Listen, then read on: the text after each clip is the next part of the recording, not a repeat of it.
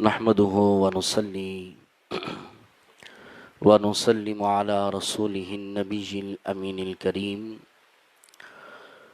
अम्मा बअदु फ़अऊज़ु बिल्लाहि मिनश शैतानिर रजीम। बिस्मिल्लाहिर रहमानिर रहीम। सुब्हानल्लज़ी अस्रा बिअब्दिही लैलन मिनल मस्जिदिल हराम इलल मस्जिदिल अक़सा।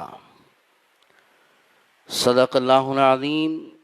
वक़ाल तआला फ़ी मक़ामिन आख़र वन्नज्मि इज़ा हवा मा ज़ल्ल साहिबुकुम वमा ग़वा। सदक़ल्लाहुल अज़ीम। नबी करीम रऊफ़ुर रहीम अलैहि अफ़ज़लुस सलाति व तस्लीम पर दुरूद व सलाम पढ़ने के फ़ज़ाइल बेशुमार हैं।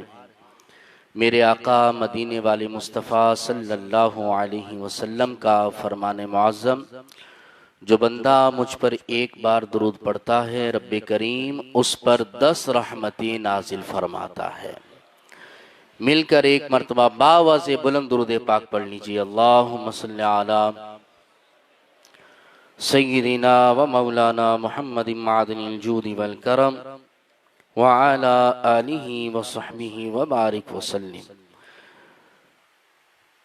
नबी करीम अलैहिस्सलाम पर एक मरतबा और बावाज़े बुलंद दुरूद पाक पढ़िए। अल्लाहुम्मा सल्लि अला, आवाज़ कम है, मिलकर बावाज़े बुलंद अल्लाहुम्मा सल्लि अला सय्यिदिना व मौलाना मुहम्मदिन मादनिल जूदि वल करम व अला आलिहि व सहबिहि व बारिक व सल्लिम। सलातन व सलामन अलैका या रसूल अल्लाह। कुरान करीम की बड़ी मशहूर सूरह इसरा, सूरह बनी इसराइल भी इसको कहते हैं।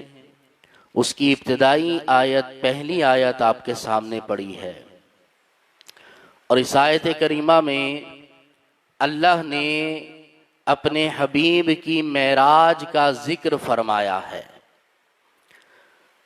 चुनाचे अल्लाह फरमाता है सुब्हानल्लज़ी अस्रा बिअब्दिही, फरमाया पाक है वो जात कि जो ले गई अपने बंदाए खास को लैलन, रातों रात। वो जात पाक है, वो जात बड़ी सुथरी है, वो बड़ी बुलंदो बाला जात है कि जिसने अपने बंदाए खास को, अपने हबीब को सैर करवाई है। इसमें सफर मेराज का जिक्र है इस आयत करीमा में कि अल्लाह ने अपने हबीब को सैर करवाई है। अब यहां पर इस आयत का उसलूब देखें कि इस आयत करीमा के अंदर अल्लाह ने अपना नाम नहीं लिया।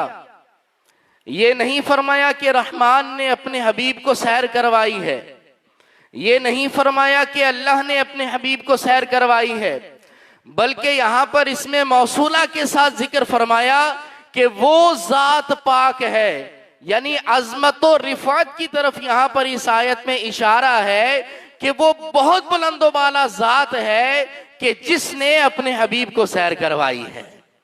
क्योंकि रात के थोड़े से हिस्से में थी और एक हुजूर का अजीम ये मौजज़ा है, तो अल्लाह ने फरमाया कि ये सिर्फ सैर करने वाले को ना देखो, ये ना देखो कि जिसने सैर की है वो कौन है, फरमाया उसको देखो कि सैर करवाई किसने है। सैर करवाई अल्लाह ने है, तो जब अल्लाह ने सैर करवाई है तो इस पर किसी किस्म का कोई एतराज हो ही नहीं सकता। अल्लाह रब्बुल आलमीन, उसका इल्म अजली अबदी है, वो जानता है कि इस पर तरह तरह के एतराजात हो सकते होंगे, वो जानता है कि इसके मुनकिरीन भी होंगे, वो जानता है कि इसकी तस्दीक करने वाले भी होंगे।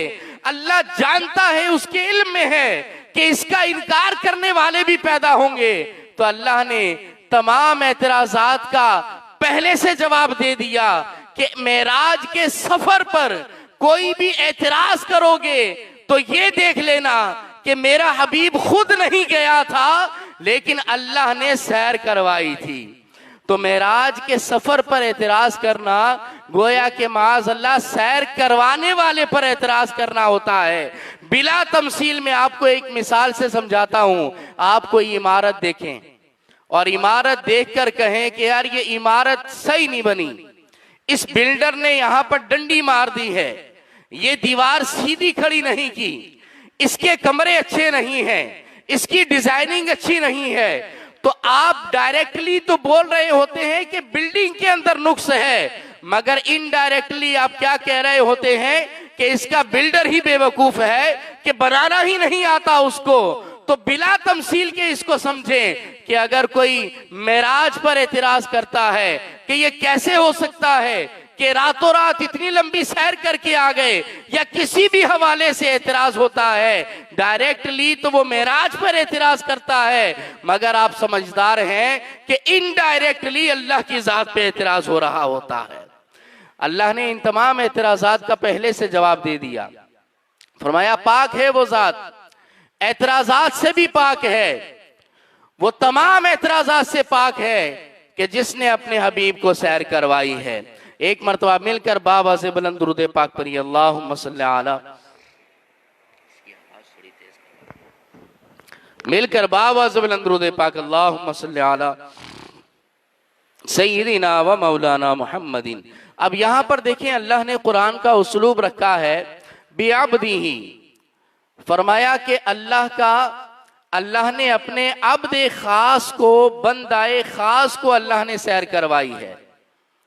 मुफस्सिरीन ने यहाँ पर फरमाया, यहाँ पर अब्द से ज्यादा आम लफ्ज था रसूल, नबी लफ्ज था, तो यूं हो जाता भी नबी ही कि अल्लाह ने अपने नबी को सैर करवाई, या भी रसूल ही हो जाता कि अल्लाह ने अपने रसूल को सैर करवाई। लेकिन यहां पर लफ्ज़े अब्द को जिक्र फरमाया, अल्लाह ने फरमाया असरा बि अब्दिही, अल्लाह ने अपने बंदे खास को सैर करवाई है। इसकी क्या वजह है? मुफस्सिरीन ने बड़ा प्यारा लतीफ नुक्ता यहां पर जिक्र फरमाया। आप कहते हैं कि दरअसल बात यह है कि नबी और रसूल जो होता है वो ऊपर से नीचे आता है। अल्लाह ताला अपने नबी और रसूल को मबऊस फरमाता है और उसके अंदर एक बढ़ोतरी हुआ करती है, लेकिन अब्दियत का मतलब यह होता है कि इनकिताउ ताल्लुकी मिनल मखलूक, मखलूक से अपने ताल्लुक को खत्म करके खालिक से अपने ताल्लुक को जोड़ना। यानी अब्दियत के अंदर यह है कि नीचे से बंदा ऊपर की तरफ जाता है, और यहां पर आजिज़ी का जिक्र होता है। गोया के अल्लाह ने यह जिक्र फरमा दिया कि मेरा महबूब वो है जो सारी मखलूकात से ताल्लुक को तोड़कर फकत मेरी खातिर मेराज पर आ रहा है।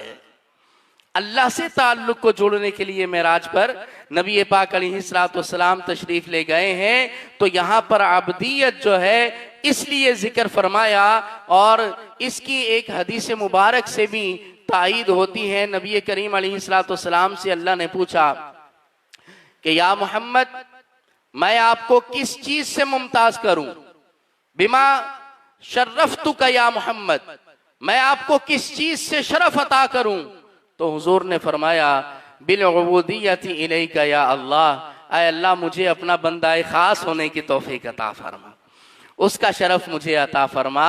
तो हुजूर की मंशा पर, हुजूर की चाहत पर यहाँ पर इस आयत करीमा में अब्द का लफ्ज आया है, तो अल्लाह ने फरमाया असरा बि अब्दिही, खुदा की रिजा चाहते हैं। मिलकर पढ़ दें, खुदा की रिजा, आवाज कम है, खुदा की रिजा, पीछे वाले खुदा की रिजा, और खुदा चाहता है रिजाए मोहम्मद। यहां पर अब्द का लफ्ज इस हदीस से पता चला हुजूर की चाहत की वजह से, हुजूर की मर्जी की वजह से यहां पर अब्द का लफ्ज जिक्र किया गया है।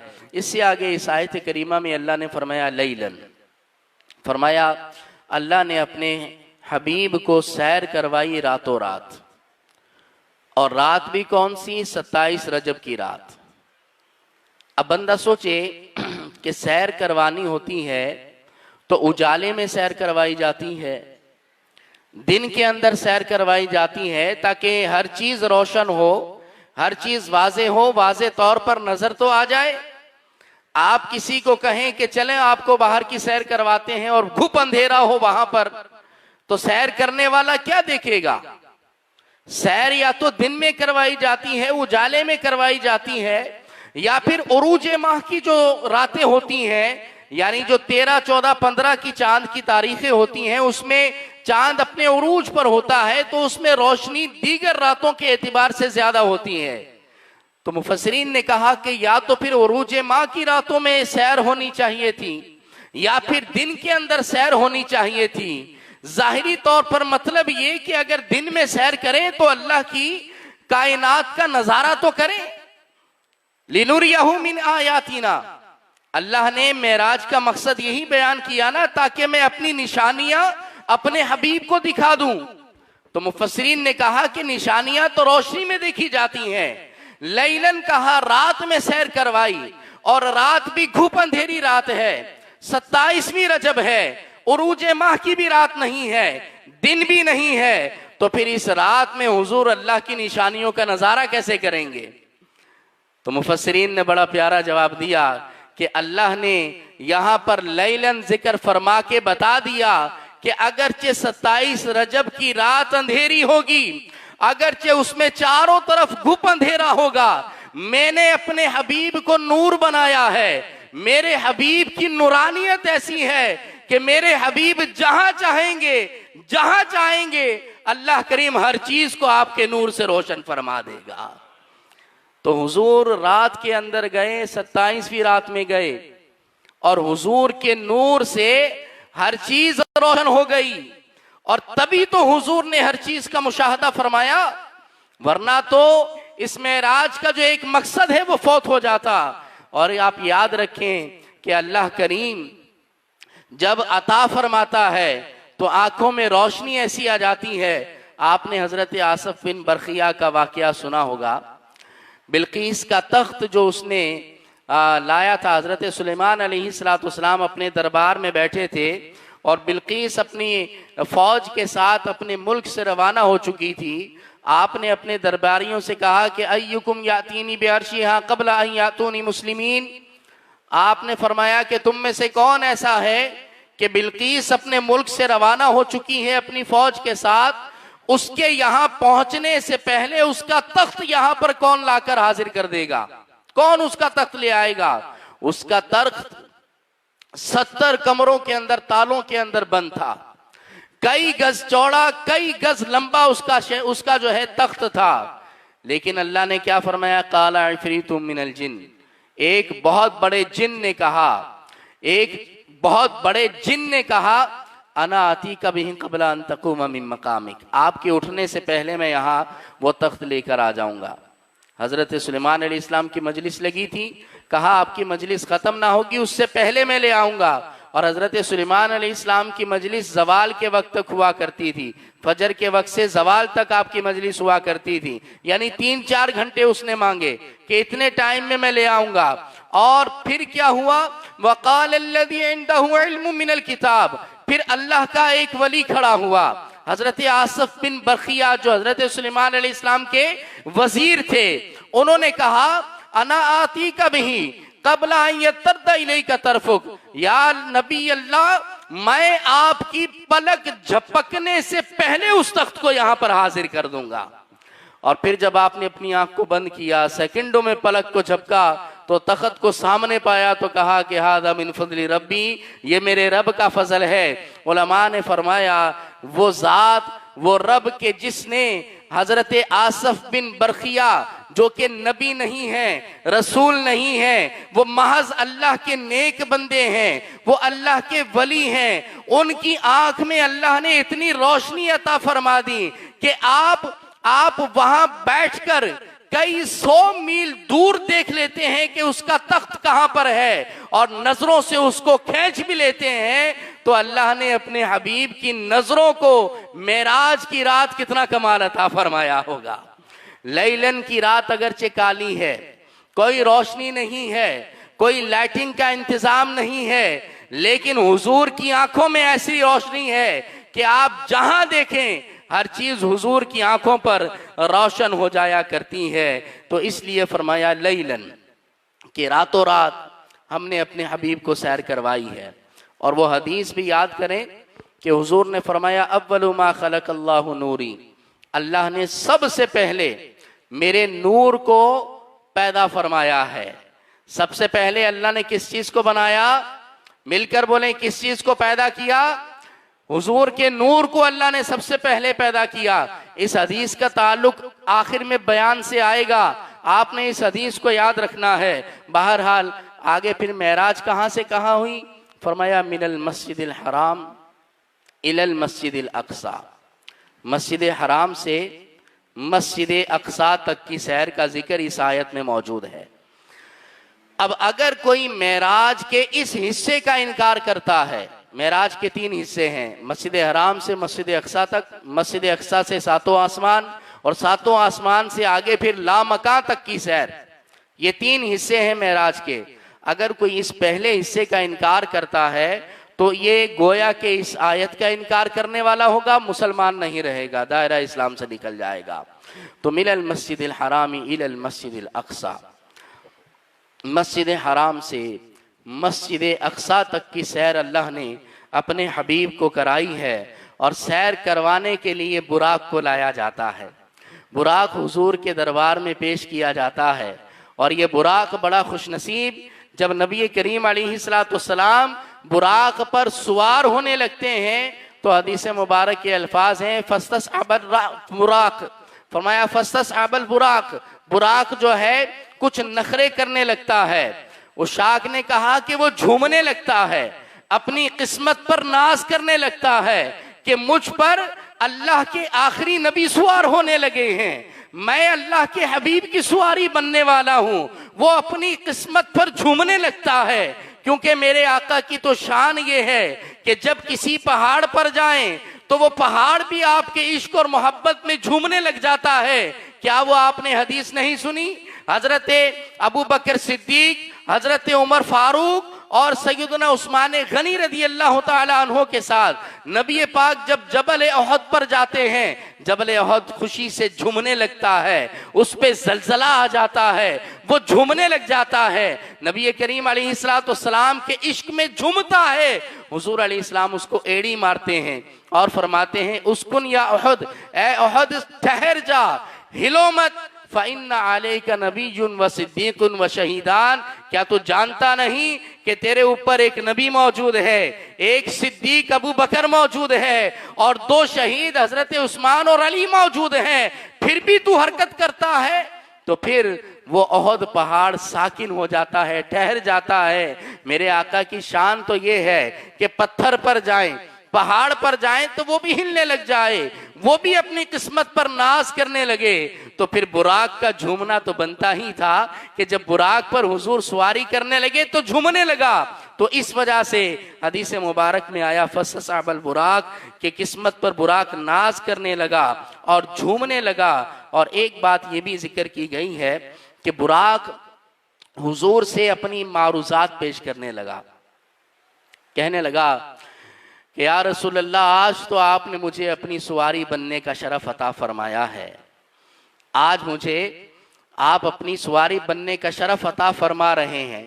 या रसूल अल्लाह, कयामत का जब वक्त होगा आपको उस वक्त भी वहां पर सवारी पर सवार करके रब के दरबार में ले जाया जाएगा, तमाम अव्वलीन और आखिरीन आपका इस्तकबाल करेंगी, मैदान महशर बपा होगा और हिसाब किताब शुरू नहीं हो रहा होगा। या रसूलुल्लाह, उस वक्त जब तक आप शफाअत कुबरा नहीं करेंगे हिसाब किताब शुरू नहीं होगा।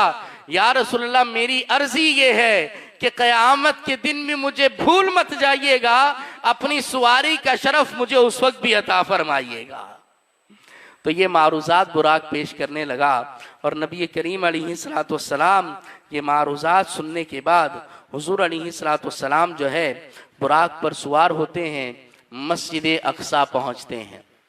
और मस्जिद अक्सा पहुंचते हैं नबी पाक अलैहिस्सलाम, और इस बुराक की रफ्तार आप सुनते हैं कि इसका पहला कदम, एक कदम हद नजर, जो नजर की हद है उसका एक कदम वहां पड़ता था। हमारी नजर की हद क्या है कि हम जमीन पर खड़े होकर आसमान को देखते हैं तो आसमान हमें साफ नजर आ जाता है। 500 साल, 1000 साल की मुसाफत है जमीन से आसमान तक की, जो कि अहादीस में जिक्र की गई है। और हमारी नजर की हद यह है जो एक आम बंदे की है कि हम यहां देखें तो आसमान को देख लेते हैं, तो बुराक का एक कदम हद्दे नज़र पर पड़ता था, ऐसी उसकी रफ्तार थी।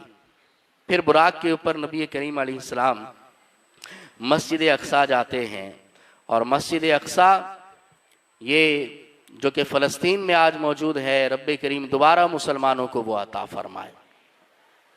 मस्जिद अक्सा पहुँचते हैं तो हुज़ूर अलैहिस्सलाम देखते हैं कि बहुत सारे अम्बिया वहाँ जमा हैं, इकामत की जाती है, और इकामत कहने के बाद हज़रत जिब्रील अमीन अलैहिस्सलाम हुज़ूर का हाथ पकड़कर इमामत के लिए आपको आगे कर देते हैं। नबी करीम अलैहिस्सलाम सारे अम्बिया की इमामत मस्जिद अक्सा में फरमाते हैं, वहाँ नमाज पढ़ाते हैं। यहाँ एक बात अपने जहन में रखें कि आप ये देखें कि नमाज पढ़ने का ज़्यादा फ़ायदा मस्जिद हराम में था या मस्जिद अक्सा में था। भाई मस्जिद अक्सा के अंदर एक नेकी का सवाब, एक रकअत का सवाब 50,000 रकअतों के बराबर। मस्जिद अक्सा में एक नेकी की जाए तो कितनी नेकियां मिलती हैं? मिलकर कितनी नेकियां मिलती हैं? 50,000 एक नेकी का सवाब मस्जिद अक्सा में मिलता है। अच्छा, उसके बाद अगर मस्जिद हराम के अंदर आप नेकी करें तो वहां बताएं एक नेकी का सवाब कितना मिलता है? 1,00,000 सवाब मिलता है। यानी वहां 2 रकातें पढ़ी गई तो 1,00,000 नेकियों का, 1,00,000 रकातों का सवाब मिला। और मस्जिद हराम में पढ़ी जाती तो कितनी नेकियों का, कितनी रकातों का सवाब मिलता? 2,00,000 नेकियों का, 2,00,000 रकातों का सवाब मिलता।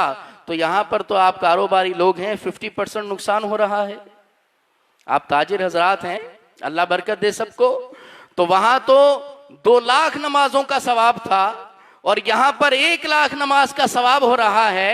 जाहिरी तौर पर तो फायदा इसमें नजर आ रहा है कि मस्जिद हराम के अंदर जमात करवाई जाती। जब अंबिया ही की इमामत करवानी थी तो सारे नबियों को वहीं जमा कर लिया जाता, और अल्लाह के लिए ये मुश्किल नहीं है। अल्लाह जब रब ने मस्जिद अक्सा में सबको जमा कर दिया तो मस्जिद हराम में बुला लिया जाता ताकि नेकियां ज्यादा हो जाती, 2,00,000 रकअतों का सवाब मिल जाता। लेकिन उलमा ने यहाँ पर बड़ी प्यारी बात आपने इरशाद फरमाई। उलमा कहते हैं कि दरअसल बात यह है कि आप एक शरई मसला अपने जहन में रखें कि जब जहां पर इमाम को आगे किया जाता है तो जो मुकर्रर इमाम होता है नमाज का हक उसका हुआ करता है। लेकिन मस्जिद अक्सा के अंदर हुजूर ने आगे बढ़कर इमामत करवाई।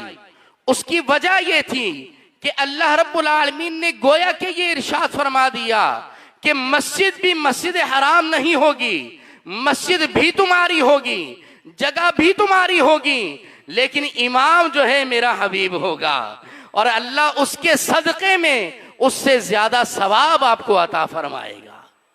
यहां पर हुजूर की वजह से नमाजों का इतना सवाब मिला, और वहां पर अगर मस्जिद हराम में जमात करवाई जाती तो कोई कहने वाला कह सकता था कि ये फजीलत तो मस्जिद हराम की वजह से है, हुजूर की वजह से नहीं है। अल्लाह ने इस बात को भी ख़त्म कर दिया कि जो भी फजीलतें हैं, जो भी सआदतें हैं, वो सब हुजूर की वजह से हैं। देख लो कि मस्जिद अक्सा में जमात हो रही है, रब सवाब उससे ज़्यादा अता फरमा रहा है। मिनल मस्जिदिल हराम इलल मस्जिदिल अक्सा। हुजूर अलैहिस्सलाम मस्जिद अक्सा में गए और अंबिया की इमामत करवाई। इमाम अहले सुन्नत कहते हैं कि नमाज अक्सा में था यही सिर, आया हो माना अव्वल आखिर, के दस्त बस्ता है पीछे हाजिर, जो सल्तनत आगे कर गए थे। अब उसके बाद नबी करीम अलैहिस्सलाम मस्जिद अक्सा से आगे का सफ़र करते हैं। हदीस मुबारक में है, हुजूर कहते हैं कि मररतु बिक़ब्रि मूसा व हुवा क़ाइमुन युसल्ली फ़ी क़ब्रिही। आप कहते हैं कि मैं हज़रत मूसा अलैहिस्सलाम के मज़ार के करीब से गुज़रा, उनकी कब्र के पास से गुज़रा, तो मैंने देखा कि मूसा अलैहिस्सलाम अपनी नमाज में खड़े, अपनी कब्र में खड़े होकर नमाज अदा फरमा रहे हैं। क्या कर रहे हैं? नमाज अदा फरमा रहे हैं। तवज्जो फरमाइएगा, भाई जिंदा थे तो नमाज पढ़ रहे थे ना। हज़रत मूसा अलैहिस्सलाम अपने मज़ार में, कब्र में जिंदा थे तभी तो नमाज पढ़ रहे थे। और ये वही हदीस मुबारक अल्लाह के हबीब ने फरमाया, इन्नल्लाह हर्रमा अलल अर्दी अन ताकुला अजसादल अंबिया, फरमाया कि अल्लाह ने जमीन पर इस बात को हराम कर दिया है कि वो अंबिया के जिस्म को खाए या फिर नुकसान पहुंचाए। हम मदीने जाते हैं तो किसी कब्र के पास नहीं जाते, हम मदीने जाते हैं तो किसी बुत के पास नहीं जाते। यही सहाबा जवाब देते थे कि हम तो अल्लाह के हबीब के पास जाया करते हैं। मज़ारात के अंदर अंबिया औलिया हयात होते हैं, जिंदा होते हैं। वो जिंदा थे तभी तो आपने नमाज अदा फरमाई। उलमा ने इसका एक और माना भी बयान किया है कि हुजूर हजरत मूसा के मज़ार के करीब से जाएं और आपको पता ही ना चले, यानी आप जो है नमाज में हैं।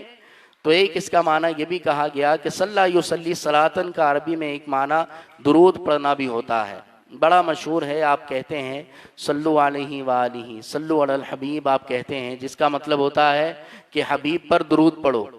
यहाँ इसका ये तर्जमा तो नहीं करते ना आपके हबीब पर नमाज पढ़ो, सल्लु अलल हबीब। सल्ला युसल्ली सलातन इसका एक माना नमाज भी होता है, दुरूद भी होता है, लेकिन करीने के एतिबार से माना तब्दील किया जाता है, वो माना तर्जमा किया जाता है।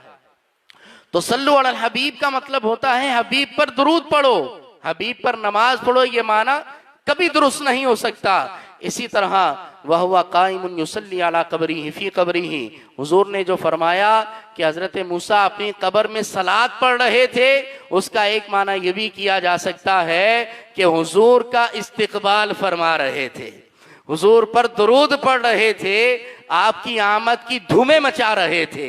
ये भी इसका एक माना किया जा सकता है। बहरहाल हज़रत मूसा अलैहिस्सलाम के बाद नबी करीम अलैहिस्सलाम सातों आसमानों की सैर करते हैं और आसमानों की और आप मखलूक़ात को भी देखते हैं। मुख्तलिफ अंबिया किराम अलैहिमुस्सलाम से अलग अलग आसमानों पर आपकी मुलाकात होती है और उसके बाद फिर हज़रत मूसा अलैहिस्सलाम नबी करीम अलैहिस्सलाम सातों आसमानों से फिर सिदरतुल मुंतहा चले जाते हैं और सिदरतुल मुंतहा से आगे फिर लामकान तक का सफ़र होता है। कहाँ गए, किसे बताएं, कहाँ गए? कैफ के पर जहाँ जले कोई बताए क्या कि यूं, जहाँ पर कैफ भी नहीं था। अल्लाह करीम मकान से पाक है, ज़मान से पाक है, वो मकान ज़मान की कैदों से आज़ाद है। अल्लाह करीम किसी मकान में नहीं, इसीलिए उसे लामकी कहा जाता है। नबी करीम अलैहिस्सलाम जिब्रील अमीन से कहते हैं कि साथ चलो। आप कहते हैं कि लौ दनौतु अन मिलतन लह तरक्तु, या रसूल अल्लाह, अगर एक पोरे के बराबर मामूली सा भी आगे चलूँगा तो मैं जल के राख हो जाऊँगा, मैं जल जाऊँगा, आगे जाने की मेरी मजाल नहीं। नबी करीम अलैहिस्सलाम को शेख सादी ने इस मंजर को बड़े प्यारे अशार के अंदर समोया है। शेख सादी ने फरमाया कि हुजूर ने जब जिब्रील अमीन से कहा कि तुम भी आगे चलो, वजह क्या थी? आप कहते हैं कि वजह यह है कि सिदरतुल मुंतहा तो जिब्रील अमीन का वतन है, वो तो वहीं रहने वाले हैं, वो तो फरिश्तों के सरदार हैं। सिदरतुल मुंतहा उनका मकान है, उनका वतन है। तो हजरत जिब्रील अमीन अलैहिस्सलाम से हुजूर ने फरमाया कि जिब्राइल देख लो, जहां अंबिया की रूहें मौजूद हैं, अल्लाह ने मुझे वहां अपने जिस्म के साथ बुलाया है। आप याद रखें कि जिस्म से ज्यादा पावर वाली बंदे की रूह हुआ करती है, जिस्म से ज्यादा पावर और ताकत बंदे की रूह में होती है, मगर अंबिया की रूहें हर आसमान पर आपको नजर आई, आपसे मुलाकात हुई। लेकिन हुजूर का आलम यह है, आपकी शान ये है कि मेरे आका अलैहिस्सलाम का जिस्म मुबारक लामकान तक भी जाता है, सातों आसमानों की सैर भी फरमाता है। नबी करीम अलैहिस्सलाम को ये शरफ अता फरमाया। हुजूर अलैहिस्सलाम जब रब के दरबार में जाते हैं तो हुजूर अलैहिस्सलाम जब रब के दरबार में जाते हैं तो फिर कुरान की आयत करीमा नाजिल होती है, दना फतदल्ला फकान क़ाब क़ौसैनी औ अदना। फरमाया दना करीब हुए, फतदल्ला फिर और करीब हो गए, फकान क़ाब क़ौसैन तो फिर दो कमानों में जितना फासला होता है, दो कौसैन दो कमानों में जितना फासला होता है उतना फासला औ अदना या इससे भी कम हो गया। बल्कि उलमा ने यूं भी समझाया, ये दोनों आंखों के दरमियान जो हमारी ऊपर पलकें हैं, ये भवें जो हमारी हैं, इसके दरमियान जो ये हिस्सा है फासले का, ये दोनों कौसैन इसको कहा जाता है। फरमाया इतना फासला था या उससे भी कम था। फकाना काबा का हुसैन वदना, कुरान की आयत है। इतना फासला था या उससे भी कम था। और अल्लाह अकबर कबीरा हदीस मुबारक में है कि एक तरफ हुजूर मौजूद हैं, अल्लाह करीम निदा देता है, गैब से आवाज आती है, उदनु या मोहम्मद, उदनु या खैर अल बरिया, ऐ मोहम्मद सल्लल्लाहु अलैहि वसल्लम करीब आइए, ऐ तमाम मखलूकात के सरदार करीब आइए। उदनु या मोहम्मद, उदनु या खैर अल बरिया, ये नारे लगाए जाते हैं, ये आवाजें आती हैं। नबी करीम अलैहिस्सलातु वस्सलाम, हदीस में जो इसकी मंजर कशी की गई ना, हदीस में कहा गया हुजूर अलैहिस्सलाम रुक जाते फिर कदम उठाते, रुक जाते फिर आवाज पर दूसरा कदम उठाते। इस तरह नबी करीम अलैहिस्सलातु वस्सलाम आगे तशरीफ ले जाते हैं। इमाम अहले सुन्नत क्या कहते हैं, फरमाते हैं तबारकल्लाहु शान तेरी, तुझी को ज़ेबा है बेनियाज़ी, और कहीं तो वो जोशे लंतरानी। हजरत मूसा ने कोहे तूर पे कहा था ना, मौला मैं तुझे देखना चाहता हूं, तो अल्लाह ने फरमाया था लंतरानी मूसा, तुम हरगिज नहीं देख सकते। कहीं तो वो जोशे लंतरानी, और कहीं तकाजे विसाल के थे, कहीं रब की तरफ से तकाजे थे कि उदनु या मोहम्मद, उदनु या खैर अल बरिया, ये मेरे आका की शान है। बहरहाल हुजूर अलैहिस्सलातु वस्सलाम जब रब के दरबार में जाते हैं, अल्लाह अकबर कबीरा, तसव्वुर कीजिए कैसा आलम होगा। हुजूर अलैहिस्सलातु वस्सलाम जब रब के दरबार में जाते हैं तो अल्लाह करीम हुजूर से पूछता है, इरशाद फरमाता है कि या मोहम्मद फीमा यख्तसिमुल मलाउल आला, क्या है मेरे हबीब, तुम आसमानों की सैर करके आए हो, आसमानों में तुमने फरिश्तों को भी देखा होगा, ये बताओ कि फरिश्ते किस बात में झगड़ रहे थे। फीमा यख्तसिमुल मलाउल आला, जो मलाए आला के फरिश्ते हैं, ए हबीब आप बताइए, आप आसमानों से होते हुए आए हैं, तो ये आसमानों की मखलूक, ये मलाए आला के फरिश्ते किस बात में आपस में झगड़ रहे थे, किन बातों के अंदर मशगूल थे, क्या मुआमलात कर रहे थे। तो हुजूर अलैहिस्सलातु वस्सलाम से जब रब ने ये पूछा, तो हुजूर अलैहिस्सलातु वस्सलाम ने फरमाया रब्बी अंता आलम, ऐ अल्लाह तू जानता है फरिश्ते क्या कर रहे थे, ऐ अल्लाह तू जानता है, ला आलम मैं नहीं जानता, मौला तू जानता है।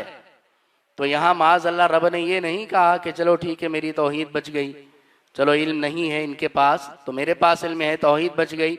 बाज़ लोग गलत रवैया इसको देते हैं, बल्कि क्या किया रब ताला ने, हुजूर फरमाते हैं, नबी करीम अलैहिस्सलाम ने कहा कि वदा कफ़हु बैना कतिफ़ैया, हुजूर ने फरमाया अल्लाह ने अपना दस्ते कुदरत मेरे दोनों कंधों के दरमियान रखा, दोनों शानों के दरमियान, दोनों शोल्डर्स के दरमियान। हुजूर कहते हैं अल्लाह ने अपना दस्ते कुदरत रखा, और कहते हैं कि मैंने उस दस्ते कुदरत की ठंडक को अपने सीने में महसूस किया, मेरा सीना ठंडा हो गया, और जब मेरा सीना ठंडा हो गया तो हुजूर अलैहिस्सलातु वस्सलाम इरशाद फरमाते हैं फ़अलिमतु मा फिस समावाति व मा फिल अर्द, कहते हैं कि उस दस्ते कुदरत की वजह से जमीन और आसमान की हर चीज मेरे सामने रोशन हो गई।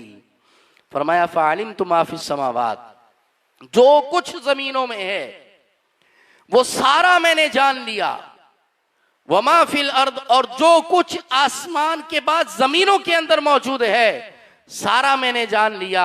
अर्शे उला से तहत सरा तक को आमना के लाल ने वहीं देख लिया, और अल्लाह ने अपने हबीब को हर चीज का इल्म अता फरमा दिया। इल्म गैब की बात करते हैं, अल्लाह ने तो फरमाया अल्लमका मा लम तकुन तालम, ए हबीब अल्लाह ने आपको वो सब सिखा दिया जो आप नहीं जानते थे। अल्लमका मा लम तकुन तालम, जो कुछ भी आप नहीं जानते थे अल्लाह ने वो सब आपको सिखा दिया, हर चीज का इल्म आपको दे दिया। और कैसा दिया, खुद रब ने ऐलान किया रहमान अल्लमल कुरान, अल्लाह ने अपने हबीब को कुरान सिखाया है। और कुरान के बारे में रब ने फरमाया है ला रत्बियुम वला याबिसिन इल्ला फी किताबिम मुबीन, हर खुश्को तर चीज का बयान, हर गीली सूखी चीज का बयान कुरान में मौजूद है। खुद रब ने फरमाया वला असगरा मिन दालिका वला अकबर इल्ला फी किताबिम मुबीन, हर छोटी बड़ी चीज का जिक्र कुरान में मौजूद है। एक और आयत में फरमाया हर पतली मोटी चीज का जिक्र कुरान में मौजूद है। तो जब अल्लाह ने अपना दस्ते कुदरत हुजूर के सीने पर रखा, हुजूर ने कहा फ़अलिमतु मा फिस समावाति वल अर्द, अल्लाह ने हर चीज का इल्म मुझे अता फरमा दिया है, गैब का इल्म भी अल्लाह ने अता फरमा दिया है। तो क्या अता फरमाया, वो क्या देंगे, वो मैं क्या लूंगा? बहरहाल नबी जाने खुदा जाने, हुजूर अलैहिस्सलाम को ऐसी इनायत मेराज के मौके पर अल्लाह ने अता फरमाई है और हर चीज़ का इल्म अता फरमाया। देखें, अब अगर आज कोई कहता है ना कि हुजूर को इल्म गैब नहीं है, मैं आपको एक मिसाल से समझाता हूँ। अगर कोई बंदा कहे कि यार फुला स्टूडेंट कमज़ोर है, पढ़ाई में वीक है, उसकी तीन वजूहात हो सकती हैं। एक तो ये कि वो स्टूडेंट खुद कुम जहन है, कमज़ोर है, तालिब इल्म खुद कमज़ोर है। दूसरा ये कि जो निसाब उसको पढ़ाया गया है वो कमज़ोर है। तवज्जो रखिएगा, बड़ी अहम बात। अगर कोई कहे कि स्टूडेंट कमज़ोर है, तालिब इल्म कमज़ोर है, तीन वजह हो सकती हैं। एक तो ये कि वो बच्चा खुद कमज़ोर है, उसका जहन ही कमज़ोर है, काम ही नहीं करता। या दूसरा ये कि जो सिलेबस उसको पढ़ाया जा रहा है वो कमज़ोर है। या फिर तीसरी बात यह है कि जो पढ़ाने वाला उस्ताद है वो कमज़ोर है। इन तीनों में से कोई एक चीज होगी तो तालिब इल्म कमज़ोर होगा। अगर स्टूडेंट खुद भी, तालिब इल्म भी खुद बड़ा ज़हीन हो, कमाल की जहानत का मालिक हो, जो सिलेबस पढ़ाया जाए वो भी कमाल का हो, पढ़ाने वाला उस्ताद भी कमाल महारत रखता हो, तो फिर बच्चा, स्टूडेंट, तालिब इल्म बड़ी तरक्की किया करता है। अब अगर हुजूर को कहा जाए हुजूर को इल्म गैब नहीं, तो क्या ये समझेंगे कि क्या माज़अल्लाह हुजूर की अकल कम है? जबकि हज़रत वहाब बिन मुनब्बे कहते हैं कि अल्लाह रब्बुल आलमीन ने जब मखलूक को, अकल को पैदा किया तो हुजूर अलैहिस्सलाम को तमाम मखलूकात से ज्यादा अकल अता फरमाई। आपने एक मिसाल से समझाया, फरमाया हुजूर की अकल ऐसी है जैसे बहुत बड़ा पहाड़ हो। हुजूर की अकल इतनी बड़ी है और तमाम मखलूकात की अकल आप कहते हैं वो ऐसी है जैसे कि उस पहाड़ के सामने एक कंकर हुआ करता है। हुजूर की अकल ऐसी है। और हाफिजा तो ऐसा कि अबू हुरैरा को आपने हाफिजा अता फरमा दिया। सिलेबस जो निसाब हुजूर को पढ़ाया गया वो कुरान था, वो भी कमजोर नहीं हो सकता। और फिर जो पढ़ाने वाला है हुजूर के उस्ताद, हुजूर का उस्ताद कौन है? खुद अल्लाह रब्बुल आलमीन है, रहमान अल्लमल कुरान। अगर हुजूर की ज़ात पर किसी भी हवाले से एतराज़ किया जाए तो माज़अल्लाह इनडायरेक्टली अल्लाह पर एतराज़ है। बहरहाल हुजूर कहते हैं फ़अलिमतु मा फिस समावाति व मा फिल अर्द, हर चीज़ का इल्म अल्लाह ने हुजूर को अता फरमा दिया। टाइम बहुत ज़्यादा हो चुका है, मेरा वक्त पूरा हो चुका है, बातें बहुत बाकी हैं। आखिरी बात यह है कि नमाज का तोहफ़ा अल्लाह ने अपने हबीब को अता फरमाया। जब मेराज से वापस आते हैं तो हज़रत मूसा अलैहिस्सलाम से मुलाकात होती है। हज़रत मूसा अलैहिस्सलाम हुजूर से पूछते हैं कि मा फ़रदा रब्बुका अला उम्मती का, अल्लाह ने आपकी उम्मत पर क्या फ़र्ज़ किया? तो हुजूर अलैहिस्सलाम ने फरमाया कि अल्लाह ने मेरी उम्मत को 50 नमाज़ों का तोहफ़ा दिया है कि वो रोज़ाना 50 नमाज़ें पढ़ेंगी। हज़रत मूसा अलैहिस्सलाम ने कहा या रसूल अल्लाह, अय अल्लाह के नबी, मैं आपसे पहले यहाँ दुनिया से होकर गुज़र चुका हूँ, मुझे तजर्बा है ये 50 नमाज़ें नहीं पढ़ पाएंगी। हज़रत मूसा अलैहिस्सलाम की कौम पर तो 2 या 3 नमाज़ें फ़र्ज़ थीं। आपने कहा मेरी कौम वो भी नहीं पढ़ पाती थी, तो 50 कैसे पढ़ेंगे ये? आप वापस जाइए और फिर नमाज़ों को कम करवा के आइए। नबी करीम अलैहिस्सलाम दोबारा रब के दरबार में जाते हैं और फिर अल्लाह रब्बुल आलमीन 5 नमाज़ों कम कर देता है, 45 हो जाती हैं। फिर आते हैं, फिर कहा जाता है तो क्या है, 45 नमाजें हुई। अर्ज़ किया अल्लाह, या नबी अल्लाह 45 भी नहीं पढ़ पाएंगी, और कम करवा के आए। यहाँ तक के ये चक्कर लगते रहते हैं और 5 नमाजें रह जाती हैं। सवाल ये बनता है, अल्लाह का इल्म अज़ली अबदी है, क्या रब नहीं जानता था कि 50 नमाजें मैं दे रहा हूं, मैंने आखिर में 5 कर देनी है? क्या रब ये नहीं जानता था कि 5 नमाजें ही फर्ज करनी है, तो शुरू से ही 5 कर देता? लेकिन बात ये थी कि अल्लाह ने गोया कि हजरत मूसा अलैहिस्सलाम से फरमा दिया, ए मूसा अलैहिस्सलाम, रास्ते में खड़े हो जाओ, मेरा हबीब तुम्हारे पास आएगा, इनको इस बहाने से दोबारा मेरे दरबार में भेज देना, ये मेरी जियारत करते रहें, मैं इनको देखता रहूं। और ए मूसा, तुमने भी मेरी जियारत करने की तमन्ना की थी, तुमने कहा था कि मौला मैं तुझे देखना चाहता हूं, तुम मुझे डायरेक्टली तो नहीं देख सके, मेरा हबीब जब जब मेरे दरबार में आएगा, अपनी आंखों में, अपने जिस्म पर मेरी तजल्लियात को लेकर जाएगा। ऐ मूसा, उन तजल्लियात को देखकर तुम भी अपने दिल को ठंडा करते रहना। अल्लाह के दीदार की तजल्ली कैसी है मैं आपको बताऊं। एक हदीस, अहले जन्नत जो है हर जुम्मे को रब का दीदार करेंगे। अल्लाह हमें जन्नत अता फरमाए और जन्नतुल फिरदौस अता फरमाए। ऐ अल्लाह, तुझे तेरे हबीब की मेराज का वास्ता, जन्नत हमें अता फरमा। तो अहले जन्नत जो होंगे ना, जन्नती लोग, हर जुम्मे को, यानी एक जुम्मे से दूसरे जुम्मे तक का जो फासला है, इतने दिनों और इतने फासले के बाद हर जुम्मे को अहले जन्नत रब का दीदार किया करेंगे। और कितना दीदार करेंगे? हदीस में आया कि सुबह के वक्त में दीदार करने लगेंगे और फौरन ही शाम हो जाया करेगी। रब के दीदार में इतना मुनहमिक होंगे कि वक्त का पता ही नहीं चलेगा। तो जब वो अहले जन्नत के मर्द जो होंगे वो अल्लाह का दीदार करके शाम को वापस आ रहे होंगे ना, तो जन्नतियों की जो बीवियां होंगी वो उनको देखकर कहेंगी कि तुम्हारे ऊपर बड़ा नूर चमक रहा है, बड़ा हुस्नो जमाल तुम्हारे अंदर आ गया है, बताओ कि ये हुस्नो जमाल कहाँ से आया, ये कैसे, ये इतने हसीन तुम कैसे बन गए? वो कहेंगे कि हमने जो रब का दीदार किया है, ये हुस्नो जमाल हमारा नहीं, रब की तजल्लियात का हुस्नो जमाल है। एक आम जन्नती अगर रब का दीदार करे तो उस पर ऐसी तजल्लियात की बारिश हो, तो अंदाजा कीजिए कि जिस हबीब को अल्लाह ने खुद बुलाया हो तो उस पर अल्लाह की अनवार व तजल्लियात की बारिश कैसे होगी। तो ये वसीला था गोया कि हज़रत मूसा अलैहिस्सलाम का। उलमा कहा करते हैं, हमने बचपन में हाशमी मियाँ का एक बयान सुना था, बड़े भरम से हाशमी मियाँ ने ये बात कही थी, अब तक वो जुमला याद है। आप कहते थे कि जो वसीले को नहीं मानता उसे चाहिए कि वो 50 नमाजें पढ़ा करे, क्योंकि हम तो वसीले वाले हैं, हम मानते हैं कि मूसा अलैहिस्सलाम के वसीले से हमें 5 नमाजें मिली और हम 5 पढ़ते हैं। जो नहीं मानता वसीले को, उसे चाहिए कि 50 नमाजें पढ़े।